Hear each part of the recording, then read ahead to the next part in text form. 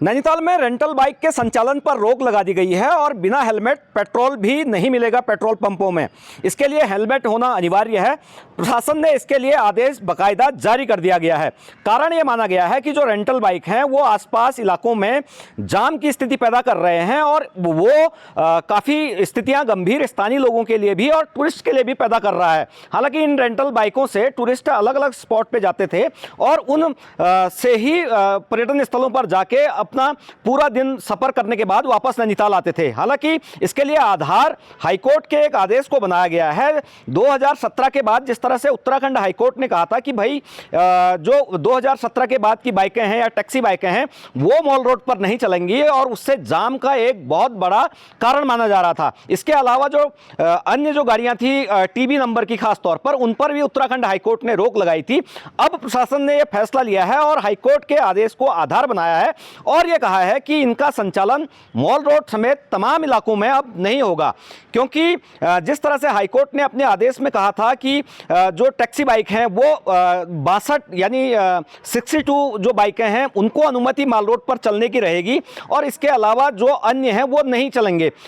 कारण एक बहुत बड़ा ये भी है कि 62 की अनुमति नैनीताल में टैक्सी बाइकों की चलने की थी, वो रेंटल के तौर पर यूज होती थी और 3000 से ज़्यादा इस बीच जो टैक्सी बाइकें हैं या रेंटल बाइकें हैं वो नैनीताल में पहुंच गई थी। गलियों में अगर देखेंगे तो गलियों में भी ये जाम की स्थिति पैदा कर रहे हैं और जो गलियों में आने जाने की दिक्कतें हैं वो पैदा कर रहे हैं। माल रोड पर तमाम इलाकों में इनसे पार्किंग हो रही थी। तो ये एक आधार प्रशासन ने बनाया है और रेंटल बाइकों के संचालन पर फिलहाल रोक लगा दी गई है और कहा है कि अगर ये चलेंगे तो कानूनी कार्रवाई इन बाइकों पर की जाएगी। इसके लिए सर्वप्रथम तो मैं कहूँ प्रशासन की भी एक जिम्मेदारी थी कि जब 2022 में कमिश्नर साहब ने मीटिंग में एक बार ये बात उठी थी कि परमिट बंद कर दिए जाने चाहिए।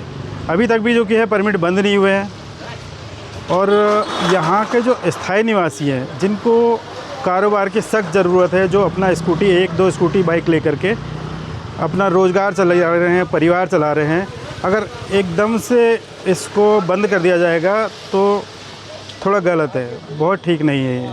तो यहाँ के स्थायी निवासी को काम करने का मौका मिलना चाहिए जो कि उनका अधिकार भी है। एक गौर करने वाली बात यह है कि मुख्यमंत्री स्वरोजगार योजना की बात रेंटल बाइक एसोसिएशन की ओर से कही गई कि मुख्यमंत्री स्वरोजगार योजना के तहत इन्होंने ये रेंटल बाइकें ली हैं, लेकिन इसमें एक बड़ा क्लू ये भी है कि जो बाइकें मुख्यमंत्री स्वरोजगार योजना के तहत चलनी थी उसमें यानी ड्राइवर खुद बनना था और उसको खुद चलाना था, लेकिन कई जो लोग हैं उन्होंने 5 से 7 बाइकें ली, उनको रेंट के तौर पर दिया गया। यानी जो पीली पट्टी वाली गाड़ी है उनको रेंट पर दिया गया, लेकिन पीली पट्टी की जो गाड़ी थी उसको टूरिस्ट नहीं चला सकता था, उसमें खुद ड्राइविंग करनी थी। लेकिन ये सब कुछ नहीं होता हुआ काफ़ी लंबे समय से दिख रहा था। जो रेंटल बाइक है वो काली पट्टी की बाइक होती है आमतौर पर, उस बाइक से ही टूरिस्ट को दिया जाता है। नैनीताल में ऐसा कुछ नहीं है। हालांकि आरटीओ डिपार्टमेंट ने भी इस पर अपनी सफाई दी। आरटीओ डिपार्टमेंट ने साफ तौर पर कहा कि जो भी टैक्सियां बिक रही हैं या जो उनको परमिट जारी कर रहे हैं